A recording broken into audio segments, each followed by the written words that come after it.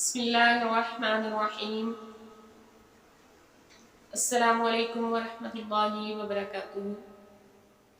आज का हमारा जो आज का टॉपिक है वो है गुस्ल करने का सुन्नत तरीका क्या है, गुस्ल किस तरीके से किया जाए। सर से लेकर पाँव तक यानी पूरे जिस्म पर तमाम अज़ा, पूरे जिस्म पर पानी बहाना और तमाम अज़ा को धोने को गुस्ल कहा जाता है। मगर इस्लाम में गुस्ल इसे कहा जाता है जो हुजूर अलैहिस्सलाम सल्लल्लाहु अलैहि वसल्लम का बताया हुआ तरीका है। जिस्म पर सिर्फ पानी बहा लेना गुस्ल नहीं, गुस्ल से इंसानी जिस्म पाकीज़ा होता है। इसलिए अल्लाह तबारक व तआला का इस बारे में, गुस्ल के बारे में भी अरशाद बारी ताला है जो आयत मुबारका नाज़िल हुई है, जिसके बारे में ताकीद आई है, वला जुनूबन इल्ला आबिरी सबीलिन हत्ता तगतसिलू व इन कुंतुम मर्दा औ अला सफरिन औ जाअ अहदुम मिनकुम मिनल गाइति औ लामस्तुम निसाअ फलम तजिदु माअन फतयम्ममू सईदन तय्यिबन फमसहू बिवुजूहिकुम व अयदीकुम इन्नल्लाह कान अफुव्वन गफूरा। ये जो आयत मुबारका है ये गुस्ल के बारे में नाज़िल की गई है। तो इसके बारे में हदीस मुबारका भी हैं।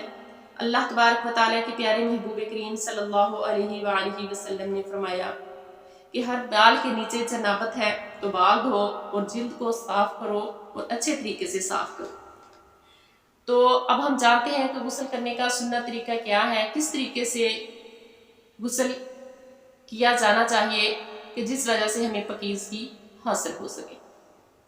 गुस्ल करने का सुन्नत तरीका यूँ है कि दिल से नियत करने के साथ साथ अगर ज़बान से कह ले तो ये बहुत अफसल है, ज़बान से भी नियत कर ले, फिर पानी लेते वक्त बिस्मिल्लाह पढ़े।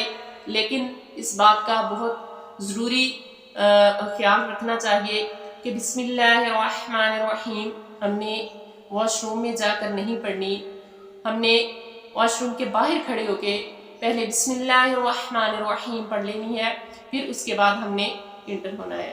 क्योंकि गुस्ल खाने में, बाथरूम में, वॉशरूम में बिस्मिल्लाह पढ़ना, दुआएं पढ़ना, कुछ भी पढ़ना वो जायज़ नहीं है।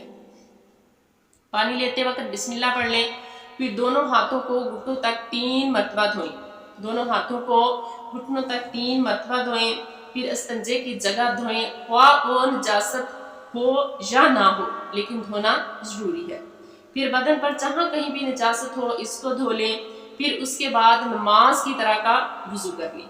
अगर तो आप चौकी या पत्थर वगैरह पर नहाने के लिए बैठे हुए हैं तो पाँव भी धोएं, और अगर ऐसे नहीं बैठे, किसी चीज़ के ऊपर नहीं बैठे हुए वैसे ही बैठे हैं तो फिर आप बेशक पाँव ना धोएं, क्योंकि वो नहाते वक्त पाँव खुद ब खुद धुल जाएंगे।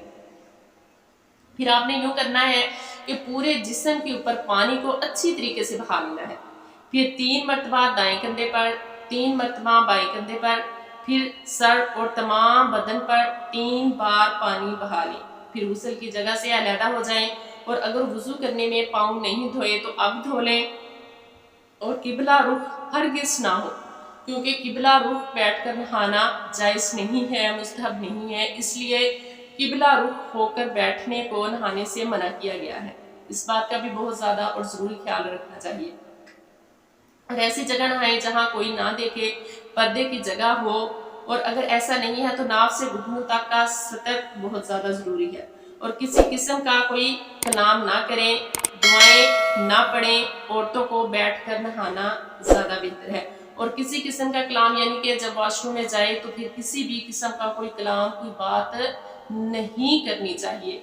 और पहले भी मैंने आपको बताया है कि दुआएं या फिर कलमा, बिस्मिल्लाह, औज़ु बिल्लाह, ये सब वॉशरूम में नहीं पढ़नी, जायज़ नहीं है। जब नहा के, कपड़े पहन के, दुपट्टा ले के, ओढ़ के अपने ऊपर बाहर आ जाएं तो फिर उसके बाद आप दुआएं पढ़ सकते हैं, आयतुल कुर्सी पढ़ सकते हैं, जो भी मतलब आप रूटीन के मुताबिक पढ़ते हैं आप पढ़ सकते हैं। तो ये है गुस्ल करने का सुन्नत तरीका।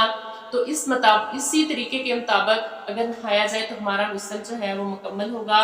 اور ان میں سے کوئی بھی ہمارا جو غسل کرنے کا سنت طریقہ ہے، ان میں سے کوئی بھی فرض ہمارا رہ جاتا ہے تو پھر ہمارا غسل مکمل نہیں ہوگا۔ اگر غسل مکمل نہیں ہوگا تو پاکیزگی حاصل نہیں ہوگی، پاکیزگی حاصل نہیں ہوگی تو ہماری نماز قبول نہیں ہوگی اور ہماری دعائیں بھی قبول نہیں ہوگی۔ تو اللہ تبارک و تعالی ہمیں اس پر عمل پیرا ہونے کی توفیق عطا فرمائے اور ہمیں سنت کے مطابق غسل کرنے کی توفیق عطا فرمائے۔ جزاک اللہ خیر۔